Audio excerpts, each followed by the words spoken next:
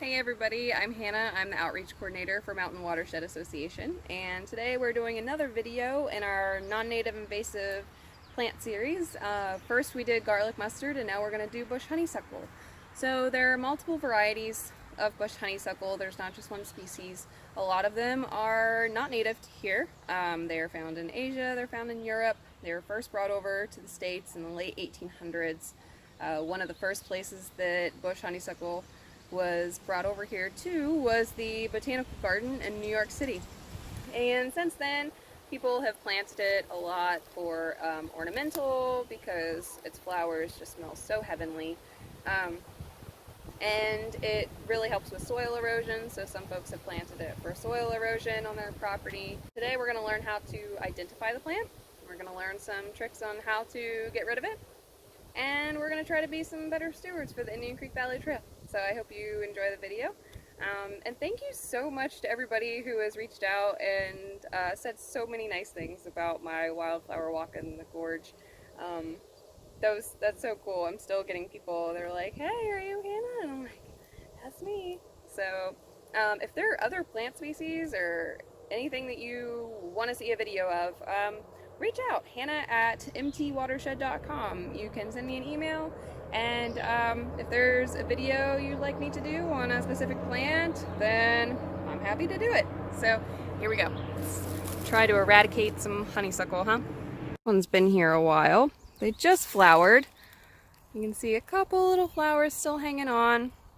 In the places where the flowers have already bloomed, you'll see some berries.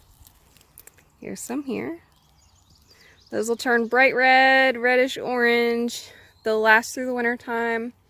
And birds and rodents really like to eat these berries. But if you're planning on saving the bush honeysuckle on your property just for the animals to eat, I guess I should let you know that they aren't very high in lipids and nutrients. So even though they enjoy the berries, they're not that nutritious for them.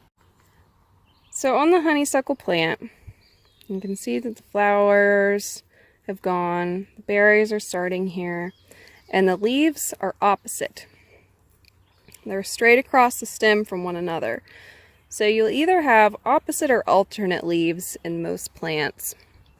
And opposite, straight across the stem from one another. If they were alternate, one would be here and one would be over here. They'd be across from each other diagonally, like that, instead of opposite. And the honeysuckle have a lighter undercoat. They're slightly fuzzy, and they have more of an egg shape. They're much more rounded with a little bit of a point at the end. So for non-native species of bush honeysuckle, you can clip them and they'll have a hollow pith in the middle. You see how it's hollow? Native varieties don't have that. So we'll come back to this bad boy in a little bit. One of the biggest problems with bush honeysuckle is the fact that it's not native and it can spread so rapidly through our woods here. And that's really a problem when we start to talk about, you know, the native plants that are in our understory. And if the honeysuckle grows above them, it's going to take all of that sunlight and shade out our plants that we really want to keep. So I'll show you an example of that in a bit. But bush honeysuckle is spread so rapidly by birds mostly. Birds and rodents, they really love the berries, especially in winter. And they'll eat the berries and then they'll take them other places and drop the seeds. So it just spreads all over the place. So I was on the trail one day and I see this big beautiful tree, and there used to be a huge honeysuckle right here. And down at the base of it, we have some native plants. But these were all shaded out by the honeysuckle that was growing here. So I brought my wheelbarrow down and I got rid of the honeysuckle, but the root is still there. And you can see it'll have suckers come up off of the root if you don't get the full root out. Sometimes it's easy enough to pull out little baby honeysuckles and the whole root will come with them. Other times, if it's a really established plant, it's best to try to dig at it and get as much of that root out as possible. Otherwise, it's just going to keep coming back. But another fun thing that I found right underneath the honeysuckle was a jack-in-the-pulpit. These are a really cool native flower. You can see its little top there. They have 3 leaves. One side is mostly flat, so trillium. They also have 3 leaves, but they'll be kind of arranged in a triangle. Jack-in-the-pulpit is pretty easy to distinguish because 2 leaves make a flat side. So it can do vegetative spreading, which means that instead of it spreading from the root, a branch will fall into the ground from the big bush, fall just on the ground. It'll have roots start to come from that, and then it'll spread that way. So it'll keep shooting up from the original branch that fell on the ground. Here is a bush that is pretty similar to bush honeysuckle, and this is Chinese privet. You can see that it's got some flowers forming on the tips. Chinese privet also has blueberries. Honeysuckle will not have blueberries. They're most common in the winter time, but it seems like there's still a few lingering. Chinese privet is another invasive. We'll cover this another day, so I'll be back for this guy. But these ones are pretty easy to get out of the ground. So the shape of these leaves, pretty egg-shaped too, pretty round, but honeysuckle, you can see that there's a little bit of a tip, a little bit of a point right on the tip of it.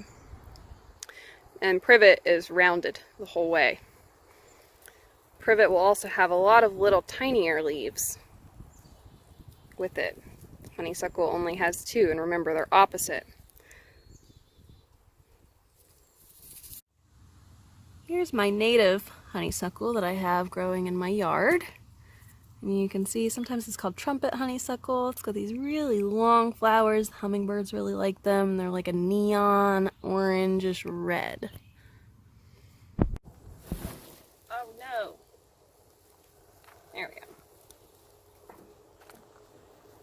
Good news is you can use honeysuckle roots to prop up your camera on your wheelbarrow and take another video.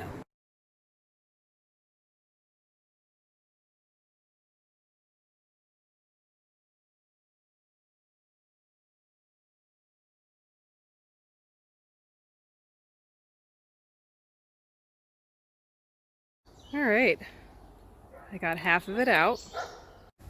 Alright folks, thanks for joining me today, and I hope you learned a little bit about bush honeysuckle, and you feel inspired to go out and take care of it yourself. I'm tired. Whew. My honeysuckle wore me out, beat me up. I got a lot of mosquito bites. Yeah, wear insect repellent, check for ticks all the time, check for ticks all the time. Be very thorough in your tick shirts because they are so tiny. They can be so little. So I hope everybody is safe and happy and healthy and enjoying the spring. And share your pictures or your stories with me of getting rid of bush honeysuckle or getting rid of garlic mustard. And I've really enjoyed seeing the stories from people that are going on the trail and finding the garlic mustard. So keep it up, and thank you for being supporters of Mountain Watershed, and we'll talk to you later.